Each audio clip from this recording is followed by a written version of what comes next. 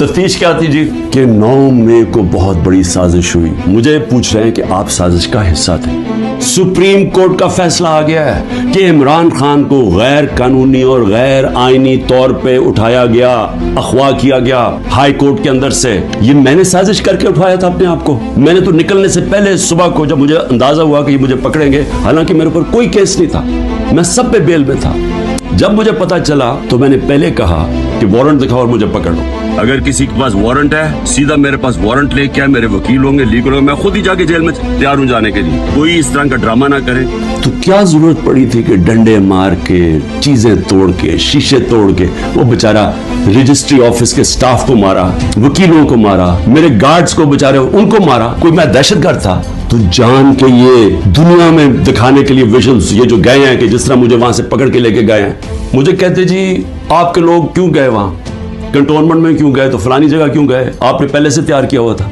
मैंने उनसे पूछा कि जब मुझे कमांडो एक्शन से उठाया जा रहा है वहां, तो किधर जाना था लोगों ने प्रोटेस्ट करने? तो उसकी बातों से मुझे ये लगा कि आपको पुरअमन एहतजाज करने की इजाजत नहीं है कहीं GHQ के सामने या कंटोनमेंट के सामने। मुझे बताएं आइन में किधर लिखा हुआ है?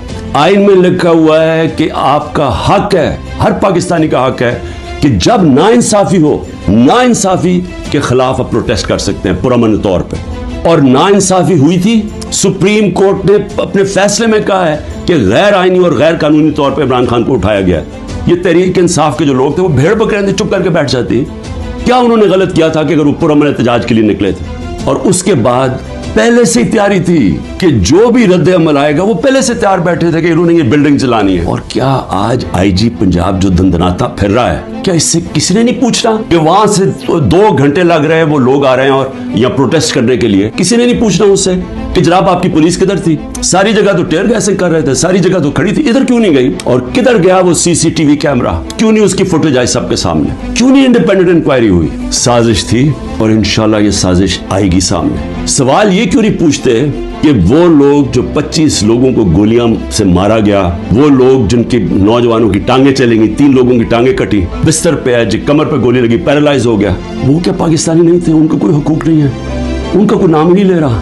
ये जो कोर कमांडर हाउस जलाया, हम सब उसके हम मजम्मत करते हैं। अपनी जजमेंट में लिखा हुआ है चीफ जस्टिस ने कि इमरान खान को जब पहली दफा, जब मैं अदालत में पहली दफा मुझे पता चला कि हुआ क्या है, मैंने उसी वक्त मजम्मत की और मैंने कहा 27 साल में मैंने हमेशा अपनी पार्टी को कहा कि आपने कानून के बीच में रहना। कितने लोग थे जो ये जो जिधर जो घर जलिया, बिल्डिंग जली, कितने होंगे? 100, 150, 200, 300, 400, 1000 होगा। तो 10,000 लोगों को किस तरह अंदर डाल दे और फिर उनको मौका दे दो कि वो बताएं तो सही कि उनकी साइड क्या थी। जी वो जो जियो फेंसिंग में वहां भी पहुंच गया ना, वो भी सारों को जेलों में डाल दी। कहा जज दोनों तरफ सुन के फैसले करता है, वन साइडेड फैसले नहीं करता कि एक जज, जूरी, एक्सिक्यूशनर जनाब आप ही फैसला कर लेंगे जी ये इन्होंने किया और इनको पकड़ के मारना शुरू कर दो, पकड़ के लो और मिलिट्री कोर्ट्स बना दो ताकि कुछ चीज निकले ही ना, जैसे मर्जी सजा दे दो। बल्कि वो उनके ऐसे वो बोल रहे थे जैसे कि आप एहतजाज भी करना आपके लिए आपने कोई गद्दारी कर रहा है मुल्क के साथ, तो फिर जमहूरियत खत्म कर दें, कहते मार्शल लॉ लग गया, तो कहें कि फिर जनाब जो मर्जी वो फैसला करेंगे वो करेंगे।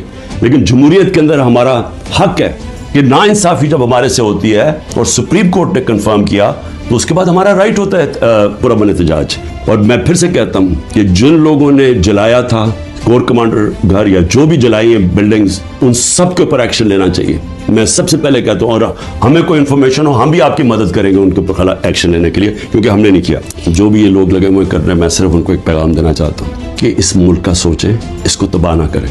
ये जो आप करने जा रहे हैं कि सबसे बड़ी पार्टी जो अक्सरियत पब्लिक जिसके साथ खड़ी है, और अक्सरियत का मतलब 70-80% पब्लिक आज जिसके साथ खड़ी है, इसको इमरान खान को ख़त्म करते करते मुल्क की जमहूरियत, मुल्क की आज़ादी, मुल्क की इदारे, मुल्क का आइन, इस सब को आप ख़त्म करते जा रहे हैं और इससे कौमें बचती नहीं हैं, ख़ास तौर पे जो अखलाकियात ख़त्म कर रहे हैं।